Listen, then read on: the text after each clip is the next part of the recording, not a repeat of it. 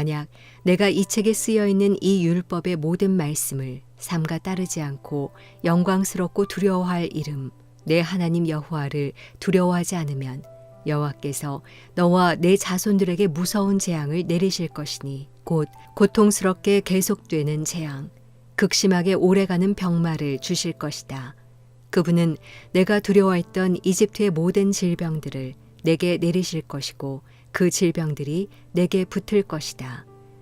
여호와께서는 내가 멸망할 때까지 온갖 종류의 아픔과 이 율법책에 기록돼 있지도 않는 재앙을 내게 내리실 것이다.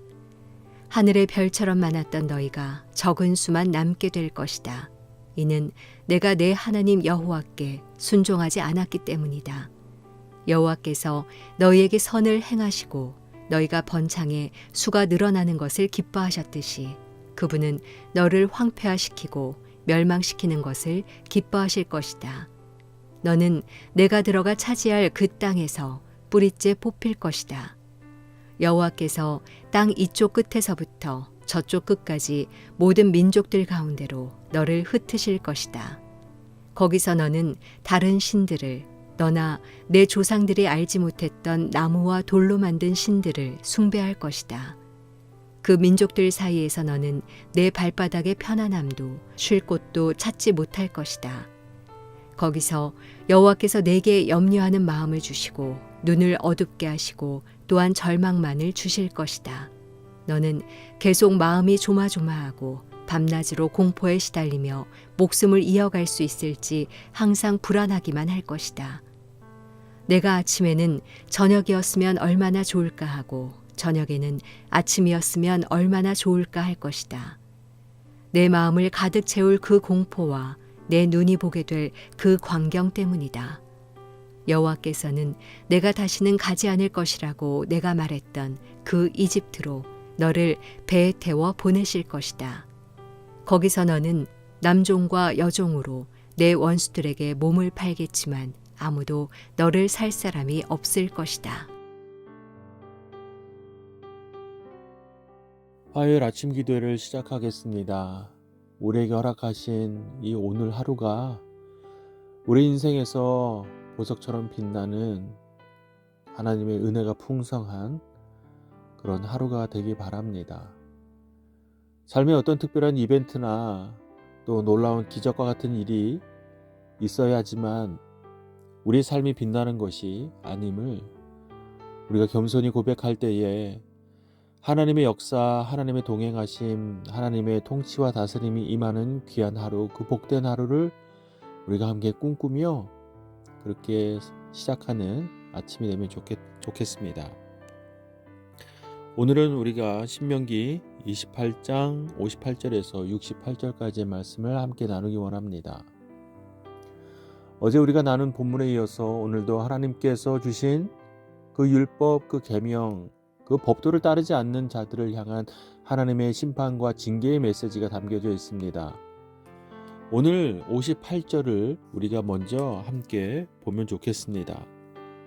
58절에는 이렇게 기록되어 있습니다. 율법의 모든 말씀을 지켜 행하지 아니하고 내 하나님 여호와라 하는 영화롭고 두려운 이름을 경외하지 아니하면, 즉 하나님의 말씀을 따르지 않고 여호와 하나님을 경외하지 않으면 이러한 일 저러한 일들, 즉 하나님의 심판의 메시지가 담긴 이 많은 이 현상들, 이 일들이 일어난다고 말씀하십니다.